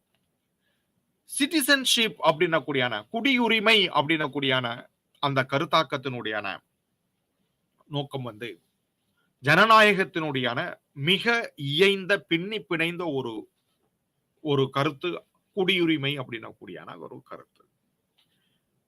ஆரம்பத்துல நீங்க பாத்தீங்க மக்கள் வந்து மன்னர்கள் ஆட்சியின் கீழ இல்ல குழுவாட்சியின் கீழ இதுலலாம் இருக்கிறப்ப குடிமக்களுக்கான உரிமை குடியுரிமை அப்படின்னக்கூடியான அந்த கருத்து எதுவுமே இல்லை. அவங்க எல்லாம் பிரஜா மக்கள், அந்த மன்னருக்கு அடங்கிய மக்கள், அவங்க எல்லாமே பிரஜைகள். அதுதான் பிரஜைகளுக்கு என்று தனியான ஒரு உரிமைகள் அப்படின்றதெல்லாம் அங்க வந்து எல்லாம் மன்னர்கள் வந்து அரங்களோடு வந்து ஆட்சி செய்யும். இவங்க எல்லாம் மக்கள் மன்னர்களுடைய பிரஜைகள். அந்த பிரஜைகள் அப்படின்ற கூடியான அந்த கருத்தாக்கத்திலிருந்து நகர்ந்து உங்களுக்கு ஒரு குடிமகன் குடி உரிமை அப்படின்றது இது என்னுடைய உரிமை அப்படின்ன கூடியான அந்த நிலையை வந்து உங்களுக்கு அடைய இருக்கக்கூடிய நிலைமை வந்து உங்களுக்கு ஜனநாயகம் அல்லது மக்களாட்சி அப்படின்ன கூடியான கருத்துக்களை ஒட்டியே வந்து அது வந்து உருவாகி வரக்கூடிய ஒரு விஷயம். இந்த குடியுரிமையின் ஆரம்ப கட்டம் வந்து என்ன அப்படின்னா மன்னராட்சியில் இருந்து ஒரு விதமான மக்களாட்சிக்கு வந்து உங்கள் வரலாறு நகர்ந்த பொழுதுதான் இந்த குடியுரிமை அப்படின்னக்கூடியான அந்த கருத்தாக்கம் வந்து உருவாகுது. எப்பயும் போல இதனுடைய அந்த அதனுடைய ஆரம்ப புள்ளியை வந்து நம்ம எதுல பார்க்கலாம் அப்படின்னா வந்து உங்களுக்கு பிரெஞ்சினுடைய புரட்சியிலிருந்து நம்ம வந்து பார்க்கலாம். நம்ம ஏற்கனவே நம்ம பேசினது பொழுது இந்த right of declaration of rights of man அப்படின்ன கூடிய பிரெஞ்சு புரட்சியினுடைய அந்த பிரகடனத்துல வந்து மிக முக்கியமான ஒரு விஷயமாக இங்க வர்றது வந்து உங்களுக்கு குடியுரிமைகள் பத்தியான ஒரு விஷயமாகத்தான் வந்து யார் குடிமகன் யாரெல்லாம் வந்து உங்களுக்கு அரசு. சோ ஒரு அரசின் கீழ் வரக்கூடிய குடிமகன்கள் எல்லாமே வந்து அவர்களுக்கு என்று ஒரு உரிமைகள் இருக்கு. இந்த அரசு சொன்னதுபடி எல்லாம் இங்க நடக்கிறது இல்லை அப்படின்ன கூடியான விஷயங்கள். இந்த குடியுரிமையில வந்து பலவிதமான இங்க வந்து கோட்பாடுகள் வந்து இருக்கு. அடுத்த சில நிமிஷங்கள் நம்ம வந்து இந்த குடியுரிமை கோட்பாடுகளை பத்தி நம்ம வந்து விரிவா வந்து பார்ப்போம். இப்ப குடியரசு அப்படின்ன கூடியான ஒரு எங்க வந்து ஒரு குடியுரிமை அப்படின்ன கூடியான அந்த கருத்து வந்து சாத்தியம் அப்படின்னா வந்து ஒரு சமூகம் வந்து குடியரசாக இருக்கணும். குடியரசு அப்படி நம்ம இங்க வந்து சொல்றது மக்களில் இருந்து இல்ல, தங்களுடைய தலைவர்களை அரசியல் தலைவர்களை தாங்கள் மக்களில் இருந்து அவங்க வந்து உருவாக்கிக்கிறோம். இது மன்னர்கள் இல்ல. மன்னராட்சி அப்படின்றது வேறு. அது வழி வழியாக வரக்கூடிய ஆக மன்னராட்சியில் இருந்து உங்களுக்கு ஒரு குடியரசு ஆட்சி அப்படின்னு ஒன்று உருவாகுகிற பொழுதுதான் அங்க குடியுரிமை அப்படின்றதுக்கான அந்த கருத்தாக்கத்துக்கு வந்து சாத்தியம் இருக்கே தவிர மத்த ஆட்சி முறைமைகளில வந்து உங்களுக்கு குடியுரிமை அப்படின்ற கருத்தாக்கத்துக்கு இதே இல்லை. அவ்வளவுதான். இதுக்கு அடுத்ததா பாத்தீங்கன்னா லிபரல் கோட்பாடு அப்படின்னு சொல்லக்கூடிய ஒரு கோட்பாடு வந்து உங்களுக்கு இதுதான் இன்றளவுக்கும் வந்து மிக வலிமையான ஒரு தாக்கத்தை உருவாக்கி இருக்கக்கூடிய கோட்பாடு வந்து இந்த லிபரல் சார்ந்த ஒரு குடியுரிமை கோட்பாடு தான். இந்த லிபரல் குடியுரிமை கோட்பாடுல வந்து அவங்க சொல்லக்கூடிய மிக அடிப்படையான ஒரு விஷயம் வந்து என்ன அப்படின்னு சொன்னீங்கன்னா எந்த அரசின் கீழ் தான் வாழ வேண்டும் அப்படின்றத வந்து அந்த மனிதன் வந்து அவன் வந்து முடிவு எடுத்துக்கிறட்டும். அந்த குடியானவன் யார் கீழே இருக்கணும் அப்படின்றதான். இதுதான் அதனுடைய அடிப்படை. தன் உரிமை தன் எந்த வகையான அரசின் கீழ் அரசாங்கத்தின் கீழ் தான் இருக்கணும் அப்படின்றத வந்து முடிவு செய்ய வேண்டிய உரிமை அவன் வந்து குடியுரிமை. ஆக அரசின் கீழ் வாழ்வது என்பது வந்து அவனுடைய சாய்ஸ். அந்த குடியவனுடைய சாய்ஸ். இது ஏதோ இந்த அரசியல இந்த இதுல பிறந்துட்டோம் ஆக இதுலயே இருந்து இங்கேயே இருந்து அவனுடைய வாழ்நாள் ஃபுல்லா இருந்து அந்த மாதிரி மன்னராட்சியின் கீழே இருந்த அந்த லாயல்ட்டின்னு சொல்றோம் இல்லையா அந்த அந்த விதமான ஒரு பிரஜைகளாக இருக்கணும்ன்ற அவசியம் இல்லை. இது குடியானவன். இதுதான் மிக முக்கியமான ஒரு வேறுபாடு அப்படின்றது வந்து இதுதான். இங்க வந்து அவனுடைய விருப்பம். நான் இன்னைக்கு வந்து இந்தியாவினுடைய குடிமகனா இருக்கணுமா? இல்ல இன்னொரு நாட்டினுடைய குடிமகனா இருக்கணுமா? இது எல்லாமே என்னுடைய விருப்பம். இத நான் தான் வந்து முடிவு பண்ணணும். இதுதான் வந்து அடிப்படையான விஷயங்கள் வந்து என்ன அப்படின்னா, லிபரல் கோட்பாடினுடைய அடிப்படை விஷயம் வந்து எந்த வகையான அரசின் கீழ் வாழ்வதற்கான விருப்பம் அப்படின்றது இது மிக முக்கியமான ஒரு விஷயமாக வந்து இருக்கு. அதற்கு அடுத்து குடி உரிமை அப்படின்னு நம்ம வந்து பேசுகிற பொழுது, அந்த நாட்டின் கீழ் வாழணும் அப்படின்றதுக்காகவே வந்து அரசு சொல்லக்கூடிய அனைத்தையும் வந்து அவன் வந்து சகித்துக் கொண்டு வாழணும் அப்படின்னக்கூடியான அவசியம் இல்ல. அவனுக்கு என்று அடிப்படையான சில உரிமைகள் இருக்கு. ஒரு அரசின் கீழ் இயங்கி அல்லது வாழக்கூடியான ஒரு குடிமகனுக்கு என்று சில பாரிய மாற்றவே முடியாத அடிப்படையான உரிமைகள் வந்து இருக்கும். அப்பதான். அதுக்கு தான் வந்து குடியுரிமை அப்படின்னு. சிட்டிசன்ஸுக்கு மட்டும்தான். அந்த குடிமகனுக்கு மட்டும்தான் அந்த விதமான உரிமைகள் அப்படின்றது வந்து கொடுக்கப்பட்டிருக்குது. அப்படின்றது மிக மிக முக்கியமான அடுத்த லெவல்ல இருக்கக்கூடியான ஒரு விஷயம். மூன்றாவதான ஒரு குடியுரிமை கோட்பாடுகளை பத்தி பேசுறோம் அப்படின்னா, ஒரு கம்யூனிட்டேரியன் கோட்பாடு. ஒரு ஒரு குடி உரிமை அப்படின்றது அது ஒரு அப்படின்ற அந்த கருத்து வந்து லிபரல்களை போல ஒரு தனி மனிதன் சார்ந்த ஒரு விஷயமா இல்ல. லிபரல் கோட்பாடுல வந்து ஒரு குடியுரிமை என்பது ஒரு தனி மனிதனான வந்து இன்னைக்கு அவன் இங்க இருக்கணும்னு நினைக்கிறான், இல்லாட்டி இங்க இருக்கலாம். இன்னைக்கு நீங்க பாத்தீங்க அப்படின்னா, நம்ம நாட்டுல இருந்து இன்னைக்கு பல பேர் இன்னைக்கு வந்து என்ன பண்றாங்க வந்து மைக்ரேட் ஆகி புலம்பெயர்ந்து மத்த நாடுகளுக்கு போய் அவங்களுடைய வேலை நிமித்தமாகவோ, பல நிமித்தமாகவோ இன்றைக்கு பல நாடுகளுக்கு இன்னைக்கு புலம்பெயக்கூடியான மக்கள் அந்தந்த நாட்டுகளுடைய குடியுரிமைக்காக எடுத்துக்கிட்டு அந்தந்த நாட்டுல வந்து அவங்க என்ன பண்ணிடுறாங்க, வாழ ஆரம்பிக்கிறாங்க. இது அவர்களுடைய விருப்பங்கள் வந்து. இதுதான் வந்து அந்த மாதிரியான விதங்களை அந்தந்த நாடுகள் அவங்களுக்கு குடியுரிமை வழங்க வேண்டும். இதுதான் வந்து மக்களாட்சி ஜனநாயகத்தினுடைய இன்னொரு மிக முக்கியமான ஒரு விஷயம். அவங்கள வந்து இரண்டாம் தர குடிமக்களாக நீங்க நடத்தக்கூடாது. இதுதான் லிபரல் கோட்பாடினுடைய குடியுரிமை அப்படின்னக்கூடிய அடிப்படையான ஒரு விஷயங்கள். ஆனா குழு கோட்பாடு அப்படின்னு நம்ம எடுத்து வர்றப்போ வந்து கம்யூனிட்டி அப்படின்னு சொல்லக்கூடிய இங்க வெறும் குடியுரிமை வந்து ஒரு தனி மனிதனுக்கு வந்து இல்ல. இது வந்து ஒரு குழு, ஒரு கம்யூன். நம்ம வந்து இந்தியாவினுடைய குடிமகன் அப்படின்றது நம்ம எல்லாமே இந்தியர்கள் அப்படின்னக்கூடிய அந்த குழு மனப்பான்மையிலிருந்து வரக்கூடிய ஒரு விஷயம். அந்த குழு மனப்பான்மை அப்படின்றது அது ஒரு இனத்தாலோ, ஒரு மொழியாலோ, ஒரு மதத்தாலோ எதுவாகவோ வந்து அதுதான் வந்து கம்யூனிட்டேரியன் கோட்பாடு வந்து சொல்லக்கூடிய ஒரு விஷயம். வெறுமனே குடியுரிமையை வந்து ஒரு தனி மனிதனுக்கான உரிமையான ஒரு விஷயமாக நம்ம வந்து சுருக்கிற முடியாது. அது ஒரு குழு கோட்பாடு. நீங்க அந்த குழுவுக்கு என்று இருக்கக்கூடிய பண்பாட்டு சூழல்களுக்குள்ள நீங்க இயங்காத வரைக்கும் உங்களுக்கு குடியுரிமை நீங்கள வந்து ஒரு அந்த நாட்டுக்கான குடிமகன் அப்படின்னக்கூடியான அந்த நிலை வந்து வந்து உருவாகாது அப்படின்றத தான் வந்து உங்களுக்கு குழு கோட்பாடு அப்படின்றத வந்து சொல்லுது. இதனால தான் சில மேற்கத்திய நாடுகள்ல வந்து நீங்க வந்து குடியுரிமைக்கு வந்து நீங்க வந்து அப்ளை பண்ணிக்கிற பொழுதே அவங்க சில விதமான நெறிமுறைகளை வச்சிருக்காங்க. அந்த நாட்டுடைய மொழி உங்களுக்கு தெரிய வந்திருக்கா, அந்த நாட்டினுடையான சில வரலாறுகள் பத்தி உங்களுக்கு தெரிஞ்சிருக்கா அப்படின்றத எல்லாத்தையும் வந்து அவங்க என்ன பண்றாங்க, நம்மள வந்து சோதிச்சு அறிகிறாங்க. இதுக்கான அடிப்படை வந்து விஷயம் வந்து என்னன்னா, ஒரு குழுவோடு இருக்கக்கூடியான ஒரு நாட்டுல வந்து நம்ம வந்து குடியானவனாக நம்ம வந்து குடியுரிமைக்காக நம்ம வந்து போகிற பொழுது அதை புரிந்து கொள்வதற்கான வசதியாக வந்து உங்களுக்கு பண்றோம். ஆக குடியுரிமை என்பது ஒரு குழுவுக்கான ஒரு விஷயமாகவும் வந்து உங்களுக்கு குழு கோட்பாடுகள் வந்து பேசுது வந்துட்டு. இப்ப இந்த குடியுரிமைக்கும் சட்டத்திற்குமான உறவு ரொம்ப ரொம்ப முக்கியம். இன்னைக்கு குடியுரிமை சிட்டிசன்ஸ் அப்படின்னாலே வந்து இன்னைக்கு சட்டம். இந்த குடியுரிமையினுடைய வெளிப்பாடு அப்படின்றது வந்து ஒரு சட்டத்தின் வெளிப்பாடாகத்தான் இருக்குது. ஒரு நாட்டினுடையான குடிமகன் அப்படின்னு சொன்னீங்க அப்படின்னா அதனுடைய சட்ட வெளிப்பாடு அது என்னென்ன சட்டப்பூர்வமாக எனக்கு என்னுடைய குடி உரிமை வந்து இங்க வந்து நிலைநாட்டப்பட்டு இருக்கிறது அப்படின்றதான். அதனாலதான் குடி உரிமைக்கும் சட்டத்திற்குமான ஒவ்வொரு நாட்டிலும் என்ன விதமான சட்டத்திற்கும் சட்ட முறைமையில் சட்டத்தின்படி உங்களுக்கு ஒரு குடியுரிமை உருவாக்கப்பட்டிருக்கிறது அப்படின்ற விஷயத்தை தான் நம்ம வந்து பார்க்க வேண்டிய ஒரு கடமையில இருக்கிறோம் வந்துட்டு. அதற்காகத்தான் ஒவ்வொரு நாட்டிலுமே வந்து ஒரு குடியுரிமை சட்டம் அப்படின்னக்கூடிய ஒரு விஷயங்கள் உருவாக்கப்பட்டிருக்கிறது. இந்தியாவில் கூட இந்திய குடியுரிமை சட்டம் அப்படின்னக்கூடிய உருவாக்கப்பட்டு இந்தியாவில் என்ன யார் குடிமகன், எந்த மாதிரி இருக்கக்கூடியவங்களுக்கு வந்து குடிமகன், எந்த மாதிரியானவர்கள் குடியுரிமை வாங்க முடியும், எந்த மாதிரியான சமயத்தில் அவர்கள் இந்திய குடியுரிமையாக முடியாது அப்படின்ன கூடியான விஷயங்களை எல்லாத்தையும் உள்ளடக்கிய ஒன்றாகத்தான் குடியுரிமை சட்டம் அப்படின்ற ஒன்றை வந்து உருவாக்கிட்டு இருக்கிறாங்க வந்து. இப்ப இந்திய குடியுரிமை சட்டங்கள்ல வந்து நீங்க எடுத்து பார்த்தீங்க அப்படின்னா, இப்ப எதனுடைய மூலமாகலாம் வந்து நம்ம வந்து இந்தியாவினுடைய குடிமகனாக முடியும் அப்படின்னு பார்க்கிறப்போ, ஒன்று பிறப்பின் அடிப்படையில்.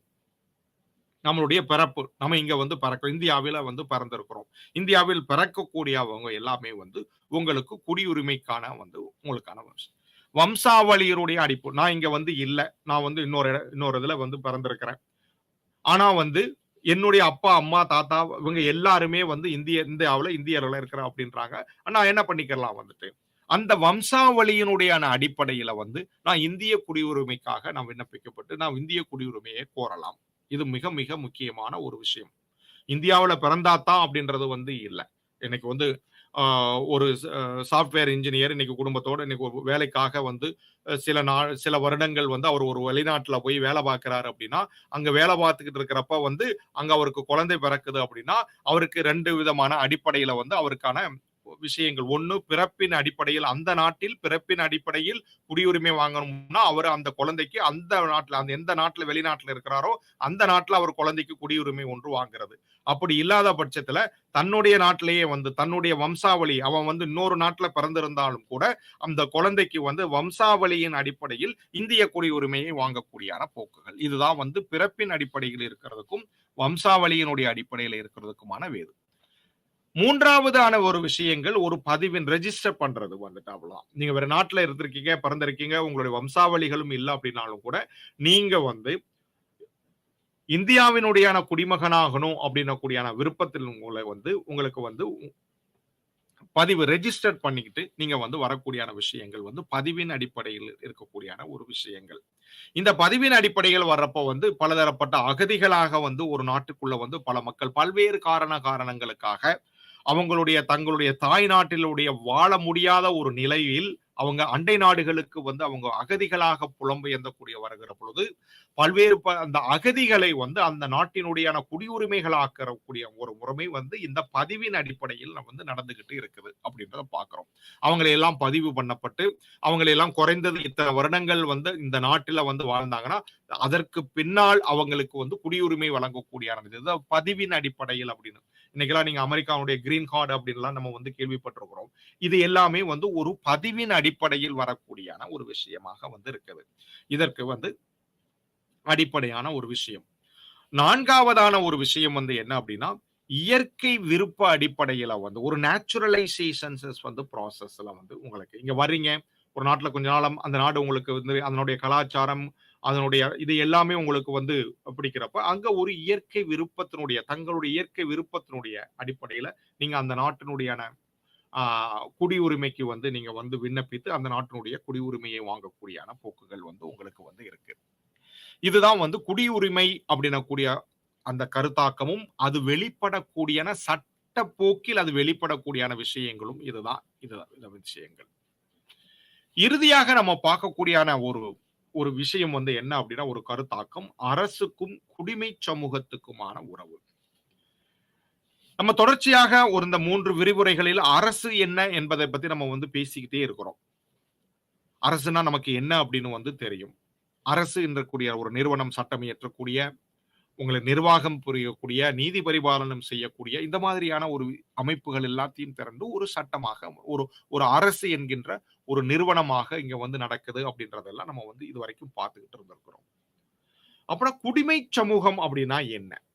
குடிமை சமூகம் அப்படின்னா அது ஆங்கிலத்துல சிவில் சொசைட்டி அப்படின்னு வந்து சொல்லக்கூடிய ஒரு விஷயம். இந்த குடிமை சமூகம் அப்படின்றதுக்கும் அரசுக்குமான என்ன உறவு அப்படின்னு நம்ம வந்து பார்க்க போறோம். இன்றைக்கு வந்து அரசியலை வந்து வெறும் அரசு என்கின்ற ஒரு நிறுவன அமைப்பை மட்டுமே வச்சு நம்ம படிக்கிறதுக்குலாம் நியாயம் இல்லை. ஒரு சமூகத்தின் அரசியல் நிலைப்பாடுகள், அரசியல் தன்மைகளை, அரசியல் குணங்களை நம்ம புரிந்து கொள்ளணும் அப்படின்னா அந்த சமூகம் என்ன விதமான ஒரு குடிமை சமூகமாக இருக்கிறது அப்படின்றதை நம்ம பார்க்கணும் அப்படின்னக்கூடிய ஒரு நிலை வந்து இன்னைக்கு ஏற்பட்டு இருக்கிறது. எனக்கு அரசியல் அறிவியலில வந்து உங்களுக்கு 90களுக்கு பின்னாடி வந்து 80களில் ஆரம்பத்துல இருந்தே ஆரம்பித்து இந்த குடிமை சமூகம் அப்படின்னக்கூடியான ஒரு கருத்தாக்கம் அரசு என்கின்ற கருத்தாக்கத்தை விளக்குவதற்காகவே இன்னைக்கு வந்து உருவாகி வந்திருக்குது. அரசியல வந்து வெறும் அரசு என்பதாக மட்டுமே நம்ம குறுக்கிடக்கூடாது. ஒரு அரசியலின் தன்மைகளை வந்து நம்ம அதன் குடிமை சமூகத்தையும் வைத்தும் நம்ம வந்து பார்க்க வேண்டும் அப்படின்றதுதான் வந்து இந்த குடிமை சமூகம் அப்படின்னக்கூடியான அமைப்பினுடைய மிக முக்கியமான ஒரு விஷயம். அதற்கு முன்னாடி வந்து உங்களுக்கு அரசு குறித்த கோட்பாடுகள வந்து உங்களுக்கு ஏற்கனவே நம்ம படிச்சிருந்தாலும் ரொம்ப குயிக்கா வந்து உங்களுக்கான சில விஷயங்கள உங்களுக்கு காட்டுறதுக்கு, அரசு குறித்து நம்ம ஏற்கனவே பார்த்துருக்கோம். இறைவழி கோட்பாடுகள பார்த்திருக்கிறோம். சமூக ஒப்பந்த கோட்பாடுகள பத்தி எல்லாம் நம்ம வந்து பேசியிருக்கிறோம். சமூக ஒப்பந்த கோட்பாடுகள வந்து உங்களுக்கு ஒவ்வொரு தனி மனிதனும் தங்களுக்குள் ஒரு ஒப்பந்தங்கள், உடன்படிக்கைகள் செய்து அந்த உடன்படிக்கையின் வாயிலாக அரசு என்கின்ற ஒரு நிறுவனம் வந்து உருவாகுது. அவங்க என்ன பண்றாங்க? இத இன்னமும் எளிமைப்படுத்தி உங்களுக்கு சொல்லணும்னா, இன்னைக்கு திருமணம் குடும்பம் அப்படின்னக்கூடியான ஒரு அமைப்பு எப்ப உருவாகுது அப்படின்னு சொன்னீங்க அப்படின்னா, அங்க வந்து ஆணும், பெண்ணும் தங்கள திருமணம் என்கின்ற ஒரு ஒப்பந்தத்தின் அடிப்படையில வந்து உங்களுக்கு குடும்பம் அப்படின்றக்கூடியான அமைப்பு ஒன்று உருவாகுது. இல்லையா? ஆண், பெண் அந்த திருமணம் அப்படின்னக்கூடியானது வந்து ஒரு ஒப்பந்தம் தான். அந்த ஒப்பந்தத்தினுடைய அடிப்படையில் எப்படி வந்து ஒரு ஆண் பெண்ணுக்கான ஒப்பந்தத்தின் அடிப்படையில் குடும்பம் என்கின்ற அமைப்பு ஒன்று உருவாகிறதோ, அதே போல ஒரு சமூகத்தில் இருக்கக்கூடிய அங்கத்தினர்கள், அந்த மக்கள் அவர்களுக்கு இடையில் ஏற்படக்கூடிய ஒப்பந்தங்களின் வழியாக அரசு என்கின்ற கூடியான ஒரு அமைப்பு உருவாகதாக சமூக ஒப்பந்த கோட்பாடுகள் வந்து சொல்லுது. இந்த அடிப்படையில வந்து பார்க்கிறப்பதான் வந்து இந்த சிவில் சொசைட்டி அப்படின்னா குடிமை சமூகம் அப்படின்னு ஒரு சமூகம் வந்து வருது. இப்ப வந்து இங்க சமூகம் அப்படின்றதுக்கும் அரசு என்கின்றதுக்குமான ஒரு அதற்கு இடையில இருக்கக்கூடிய அந்த ஊடுபாவுகள் அவற்றை வந்து நம்ம இன்னைக்கு வந்து பார்த்தாகணும். ஒரு ஒரு ஹைப்போதெட்டிக்கலான ஒரு நிலைமையை வந்து நம்ம யோசிக்கிறோம் அப்படின்னு வச்சுக்கோங்க. இன்னைக்கு தனி மனிதர்கள் எல்லாரும் தனித்தனியாக மனிதன் விலங்கு நிலையாக சார்ந்து இருக்கிற பொழுது அவன் தனி மனிதனாக இருக்கிறான். அவன் அவன் முதல்ல வந்து என்ன பண்றான் அப்படின்னா, இந்த குடிமை சமூகம் அப்படின்னு வந்து அந்த கருத்தாக்கம் எதை சொல்லுகிறது அப்படின்னா, அவன் உடனே வந்து ஒரு ஒப்பந்தம் போட்டு எடுத்த உடனே அவன் அரசு அப்படின்ன கூடியான ஒன்ன வந்து அவன் உருவாக்கிறது இல்ல. அரசு என்கின்ற ஒரு உருவாக்கம் வந்து எப்ப சாத்தியம் என்று சொன்னால், தனி மனிதன் எல்லாம் தனக்குள் இயைந்து ஒரு சமூகமாக திரண்டு இருக்கிற பொழுது மட்டும்தான் அங்க வந்து அரசு என்கின்ற ஒரு நிறுவன முறை சாத்தியம். அவன் ஒரு சமூகமாக திரளாத வரைக்கும் அங்க அரசு அப்படின்ன கூடியான அமைப்புக்கு சாத்தியமே வந்து இல்ல. ஆக சமூக ஒப்பந்தத்துல கோட்பாடுல அடிப்படையா சொல்றது அவன் தனி மனிதன். ஆக தனி மனிதன் எல்லாம் சேர்ந்து ஒப்பந்தம் போட்டு அரசு என்கின்ற ஒன்றை உருவாக்குறாங்க அப்படின்றது. ஆனா குடிமை சமூக கோட்பாட்டினுடைய அடிப்படை விஷயம் அவன் அரசு என்கின்ற ஒன்றை உருவாக்குவதற்கு முன்பாகவே அவன் சமூகம் என்கின்ற ஒரு உறவு நிலையில அவன் வந்து அதை உருவாக்கினால் மட்டும்தான் அங்க அரசு என்கின்ற ஒரு நிறவு முறை உருவாக முடியும். சமூகம் என்கின்ற ஒரு சமூகம் இங்க எப்ப உருவாகுது அப்படின்னு சொன்னா பல்வேறு தலங்கள்ல வந்து உங்களுக்கு குடும்பம் அப்படின்றது ஒரு சமூகம். ஒரு குடும்பம் அப்படின்ற ஒரு சமூகத்துல வந்து குடும்பம் அப்படின்னக்கூடிய அமைப்புகள் தோன்றாத வரைக்கும் அங்க அரசு என்கின்ற அமைப்பு தோன்றுவது சிரமம். அதே மாதிரி கல்வி நிறுவனங்கள், அதே மாதிரி சமய நிறுவனங்கள், இவை எல்லாமே வந்து ஒரு சமூகத்தினுடைய அமைப்புகள். எப்படி வந்து ஒரு கடவுளை வழிபடக்கூடிய ஒரு தன்மை வந்து அந்த தனி மனிதனுக்கு இடையில எழுகிற பொழுது தனி மனிதர்கள் எல்லாமும் ஒரு கடவுளரின் பெயரால் இணைந்து ஒரு சமூகமாக ஒரு சமயமாக திகழ்றாங்க, எல்லாம் சேர்றாங்க. அதுதான் அங்க வந்து ஒரு என்ன சொல்றது அப்படின்னா ஒரு சமயம் வந்து உங்களுக்கு ஒரு சமூகத்தை வந்து உருவாக்குது. அதே மாதிரி ஒரு மொழி வந்து உங்களுக்கு ஒரு சமூகத்தை வந்து உருவாக்குது. எப்படி ஒரு மொழி மூலமாக அவங்க வந்து அவங்களுடைய என்ன சொல்றது கருத்து பரிமாற்றங்கள் எல்லாம் நடந்து ஒரே மொழி பேசக்கூடியவர்களாக அவங்க வந்து அந்த சமூகம் வந்து உருவாகக்கூடியான ஒரு விஷயங்கள். அந்த மொழியின் ஊடாக கல்வி அப்படின்ற விஷயங்கள் எல்லாம் உங்களுக்கு வந்து நடக்குது. ஆக இப்படி மனிதன் வந்து தங்களை மொழியாகவும் மதமாகவும் இனமாகவும் இப்படியான ஒரு குடும்பமாகவும் எப்படியெல்லாம் ஒரு தனி மனிதன் தன்னை சமூகப்படுத்திக் கொள்வாரானோ அந்த சமூக வகைப்படுத்திக் கொள்ளுவதன் அடிப்படையில் தான் ஒரு அரசு என்கின்ற ஒரு அமைப்பு வந்து உருவாகும். வெறுமனே அரசு அப்படின்ன கூடியான அதனுடைய குணம் என்பது ஒரு தனித்த ஒரு இதுவான ஒரு நிறுவனமாக அங்க வந்து இல்லை. இதைத்தான் குடிமை சமூகத்தினுடையான குணம் அப்படின்றதான் இங்க அரசினுடையான குணமாகவும் அங்க வந்து இருக்கும்.